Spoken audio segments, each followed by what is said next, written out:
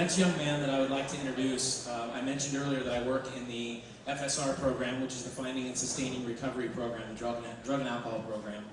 And this young man is a part of our program. So I have the opportunity to work with him multiple of my 40 hours a week, including trips to Esther's Pantry and back and other various things. And if you think that I have energy, if you think that I'm slightly dramatic, you don't have to answer that. Wait till you meet Sol. Come on up, Sol.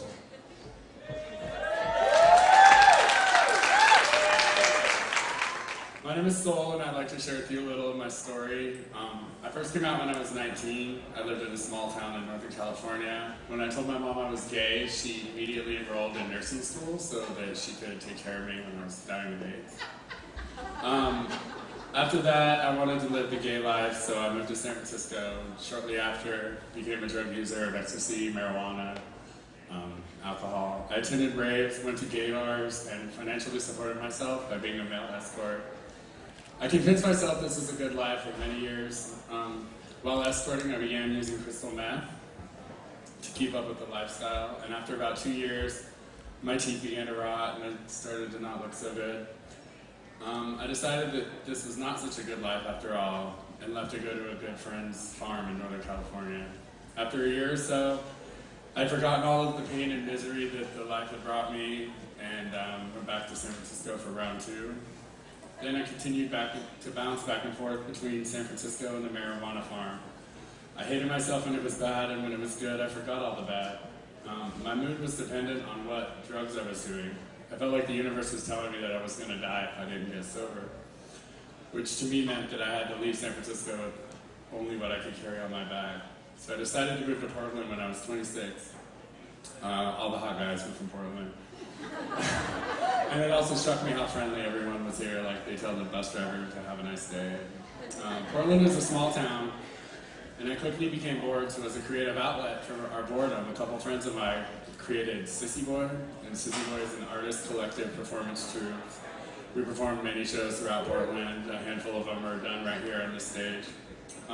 John Waters referred to us as a cross between the Cockettes and South Park.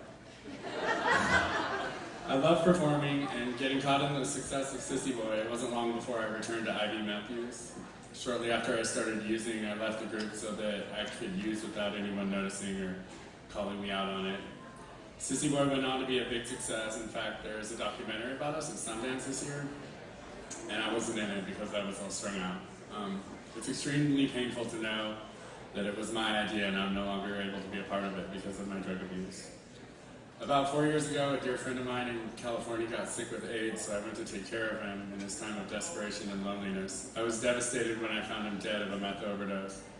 Shortly after, I received an inheritance, which just started the addiction right up all over again. I was right back where I left off in San Francisco, except this time I had lots of money and it didn't last me very long. I burned many bridges, lost everything I had, and was homeless, and then came what I thought at the time was the worst news of my life. I was HIV positive.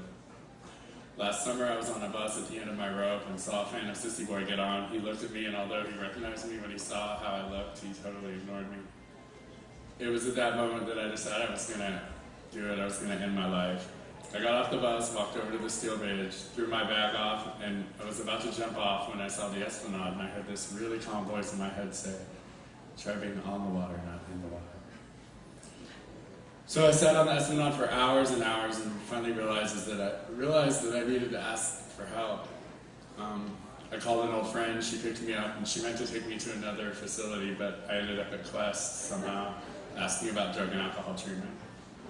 I met with this angelic counselor who made me feel like she'd been through the exact same thing, and she knew exactly what I was going through and was the definition of compassionate. At Quest, within the Finding and Sustaining Recovery program, I finally found the family I needed. FSR helped me get into inpatient treatment at Awakenings by the Sea. They helped me get temporary housing when I got out of treatment. Quest Center provided me with mental health therapy, daily acupuncture, and they connected me with an HIV doctor at the Multnomah County Health Department, as well as connected me with a Cascade H project case manager. And my counselor helps me with food by taking me to Esther's Pantry every month. FSR has a unique treatment philosophy of love, compassion, and mentorship that has helped me recover spiritually, emotionally, physically, and mentally. While in the FSR program, I became part of the greater community at Quest when I volunteered at Nutrition Night and with the WOW program. Quest has helped me experience the happiness, the freedom of a happy life instead of the bondage of an addiction. I've gained the love and understanding of my family instead of their doubts and fears. I have a meaningful pattern of life that's replaced my purposeless existence. I experience real friendships instead of loneliness and isolation. I have a clean conscience instead of feelings of guilt and shame. I've gained the respect of others instead of their pity and contempt. My self-confidence has overcome feelings of helplessness. I have a self-respect instead of self-hatred. My peace of mind has overcome confusion. Courage replaced fear. Faith overcome despair. And hope has replaced desperation. Thank you.